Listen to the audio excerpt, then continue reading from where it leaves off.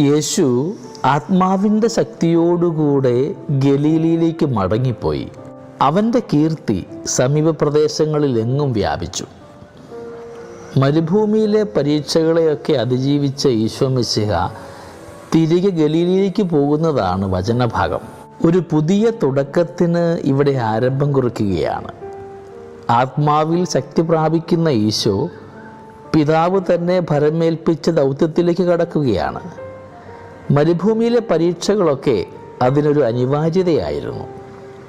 നമുക്ക് ധ്യാനിക്കേണ്ടത് നമ്മുടെയൊക്കെ അനുദിന ജീവിതത്തിലെ ചില മരുഭൂമി അനുഭവങ്ങൾ നമ്മെ ആത്മാവിൽ ശക്തിപ്പെടുത്തുന്നുണ്ടോ?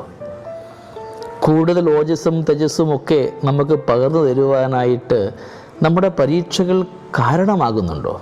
ഈശോ മിശിഹ പ്രവർത്തിച്ചതും മുൻപോട്ട് പോയതും തൻ്റെ ആഗ്രഹങ്ങൾക്കും ഇംഗിതങ്ങൾക്കും അനുസരിച്ചൊന്നുമല്ലായിരുന്നു.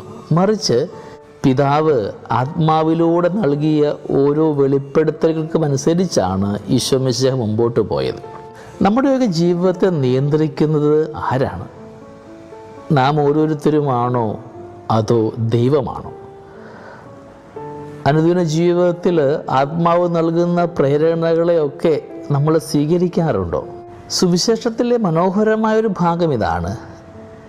ആത്മാവിൻ്റെ ആവാസത്തിന് ശേഷം ഈശോ മിശിഹ പോയത് പുതിയ മേച്ചിൽപ്പുറങ്ങളിലേക്കല്ല, പഴയ ഗലീലയിലേക്കാണ് കർത്താവ് മടങ്ങിയത്.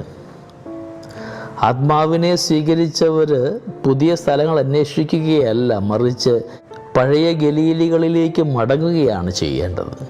നീ എവിടെ നഷ്ടപ്പെട്ടിരിക്കുന്നുവോ അവിടെ ഫലദായകമാകുവാനായിട്ട് പരിശ്രമിക്കണം.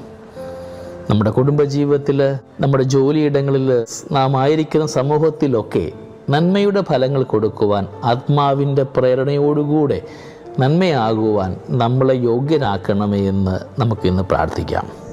ദൈവം നമ്മളെല്ലാവരെയും സമൃദ്ധമായിട്ട് അനുഗ്രഹിക്കട്ടെ. നമ്മുടെ കർത്താവ് ഈശോ മിശിഹായുടെ കൃപയും പിതാവായ ദൈവത്തിൻ്റെ സ്നേഹവും പരിശുദ്ധാത്മാവിൻ്റെ സഹവാസവും നമ്മളെല്ലാവരോടും കൂടെ ഉണ്ടായിരിക്കട്ടെ, ഇപ്പോഴും എപ്പോഴും എന്നേക്കും.